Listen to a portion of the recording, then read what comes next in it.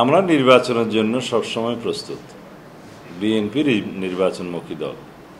এই নির্বাচন নিউট্রাল নির্বাচন, তত্ত্বাবধায়ক সরকারের অধীনে নির্বাচন অনুষ্ঠানের জন্য ভোটাধিকার নিশ্চিত করার জন্য জনগণের এই দীর্ঘ সংগ্রাম আন্দোলন আমাদের করতে হয়েছে।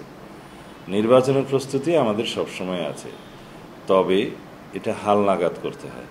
এখন যেহেতু নির্বাচনের সময়সীমা ঘোষিত হয়েছে, আমাদের নির্বাচনী ইশতেহার প্রণয়ন, প্রার্থী সিলেকশন এবং নির্বাচনী অন্যান্য প্রস্তুতি, রাজনৈতিক সাংগঠনিক কার্যক্রম এতে আমরা জোর দেব, অলরেডি দেয়া হয়েছে।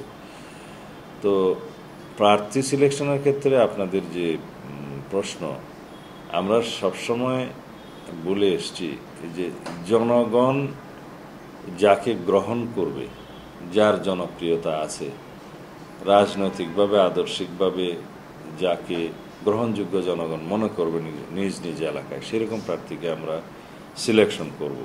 তবে রাজনীতিতে তার অভিজ্ঞতা, আন্দোলন সংগ্রামে তার ত্যাগ তিতিক্ষা, এগুলোকে মূল্যায়ন করা হবে।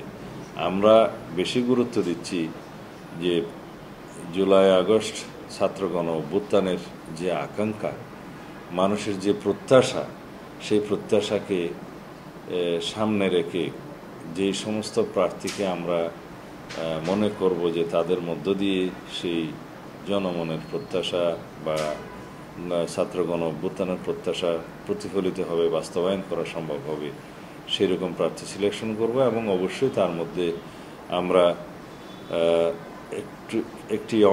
কিছু অংশ তারুণ্যের অংশ রাখতে চাই, যেহেতু তারুণ্যের রাজনৈতিক ভাবনাকে আমরা গুরুত্ব দিচ্ছি। এগুলো সবগুলোর বিবেচনায় নিয়ে আমরা প্রার্থী সিলেকশন করব।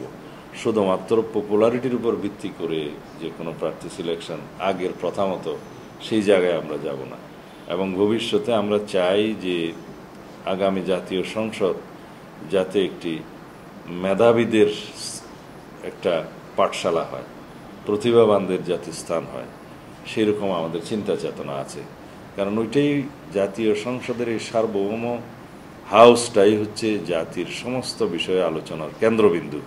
সেই কেন্দ্রবিন্দুটাকে যদি আমরা মেধাভিত্তিক না করি, তাহলে জাতিকে তারা কন্ট্রিবিউট করতে পারবে না।